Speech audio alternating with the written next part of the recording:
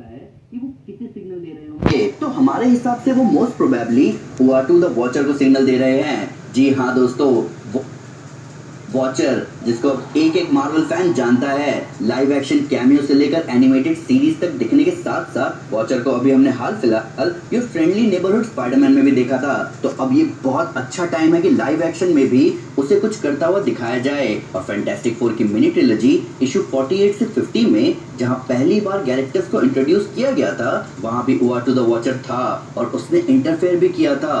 पर अब सवाल है कि रीड को उआटू के बारे में कैसे पता चला। तो इसके हिंट्स भी हम ट्रेलर में ही देख सकते हैं। ये सीन जहां पर हम जॉनी को अपर एटमॉस्फेयर में देख सकते हैं, जहां वो उड़ता हुआ मून की तरफ जा रहा होता है, फिर वो बीच रास्ते में रुकता है और उसके चेहरे के रिएक्शन को देखकर हम ये आसानी से कह सकते हैं कि उसने कुछ ना कुछ तो देखा है या फिर किसी को देखा है। और ये मोस्ट प्रोबेबली वॉचर ही होगा, क्योंकि जो लोग नहीं जानते उन्हें मैं बता दूं कि उआटू द वॉचर हमारे मून के ब्लू एरिया में रहता है। तो मून की तरफ जाते हुए जॉनी को वॉचर दिखा होगा और जॉनी भी समझ गया होगा कि कोई तो है जो हम पर हर वक्त नजर रखे हुए है। और फिर फैंटास्टिक फोर अपने स्टॉकर से जरूर मिलना चाहेंगे और इसीलिए वो शायद ये सिग्नल देना चाह रहे हैं कि हम हर संडे की शाम यहीं पर मिलेंगे। तो अगर तुम हमसे मिलना चाहो तो हमें यही मिलना।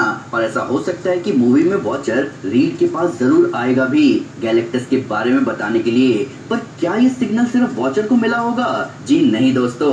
तो ट्रेलर में एक और सीन है जहां हम अर्थ के एटमॉस्फेयर में बहुत सारे एस्टेरॉइड जैसे डेब्री देख सकते हैं और ये साफ साफ इशारा है सिल्वर सर्फर के आने का, क्योंकि ओरिजिनल स्टोरी में भी जब सिल्वर सर्फर अर्थ पर आता है तो अर्थ के एटमॉस्फेयर में आग सी लग जाती है। तो उसी इफेक्ट को यहाँ क्रिएट किया जा रहा है। पर नोटिस करने वाली बात ये नहीं है, बल्कि यहाँ नीचे है। तो हम यहाँ देख सकते हैं कि जैसे ही ये फिनोमेना शुरू हो रहा है, उसी वक्त सारे फैंटास्टिक फोर के मेंबर्स एक जगह मौजूद हैं और बेन यहाँ अपनी वॉच देख रहा है। तो ये तो एकदम श्योर है कि ये कोई संडे की शाम है और इस वक्त 7 बज रहे होंगे।